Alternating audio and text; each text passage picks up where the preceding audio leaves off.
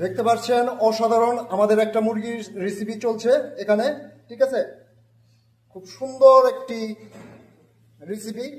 আমরা এটা প্রথমে তেলে খুব সুন্দরভাবে ভেজে নিব। ভেজে নেওয়ার পরে দেখতে পাচ্ছেন এখানে আমরা পেঁয়াজ কুচি রেখেছি। এটা ভালো মতো ভাজা হইলে তারপরে আমরা আজকে ভুনা বানাবো, মুরগির ভুনা, ঠিক আছে। আপনারা দেখতে থাকুন। এটা মিনিমাম এইভাবে আপনার আধা ঘন্টা হালকা ডিপ চুলায় আপনারা সুন্দর করে ভাজবেন। ভাজার পরে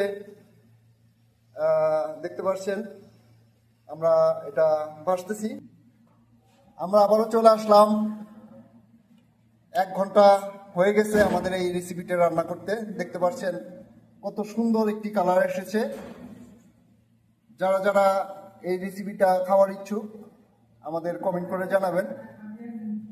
আমরা পার্সেলের মাধ্যমে পৌঁছে দেওয়ার চেষ্টা করব। এই যে আমাদের